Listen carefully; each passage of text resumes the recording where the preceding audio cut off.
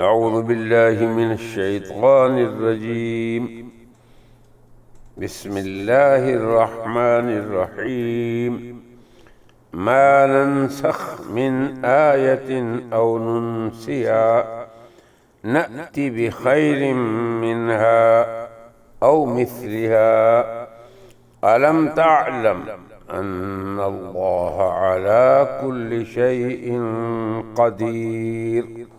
ہم جو آیت منسوخ کر دیں یا اسے بھلا دیں تو اس سے بہتر یا اسی جیسی نازل کر دیتے ہیں۔ کیا آپ نہیں جانتے کہ اللہ تعالی ہر چیز پر قادر ہے؟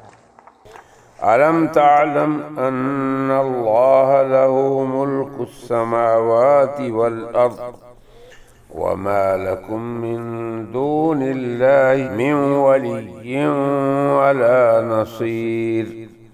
کیا آپ کو معلوم نہیں کہ اللہ تعالیٰ ہی کے لیے ہے سلطنت آسمانوں کی اور زمین کی، اور نہیں ہے تمہارے لیے اللہ کے سوا کوئی حامی اور نہ کوئی مددگار۔ ام تريدون ان تسألوا رسولكم كما سئل موسى من قبل ومن يتبدل الكفر بالإيمان فقد ضل سواء السبيل۔ کیا تم یہ چاہتے ہو کہ اپنے رسول سے سوال کرو جیسے اس سے قبل موسیٰ علیہ السلام سوال کیے جا چکے ہیں، اور جو کوئی ایمان کے بدلہ کفر اختیار کرے یقیناً وہ سیدھی راہ سے بھٹک گیا۔ وَدَّ كَثِيرٌ مِّنْ أَهْلِ الْكِتَابِ لَوْ يَرُدُّونَكُمْ مِّن بَعْدِ إِيمَانِكُمْ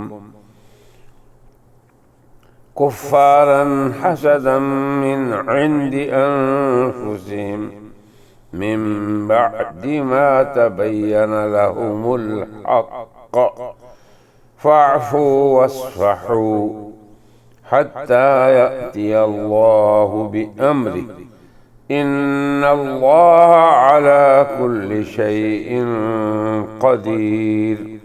بہت سے اہل کتاب چاہتے ہیں کہ تمہیں ایمان کے بعد پھر سے کافر بنا دیں، دلی حسد کی وجہ سے، اس کے بعد کہ ان پر حق واضح ہو چکا، سو تم معاف کرتے رہو تاکہ اللہ تعالیٰ اپنا حکم بھیج دیں۔ یقیناً اللہ تعالیٰ ہر چیز پر قادر ہے۔ صدق اللہ العظیم۔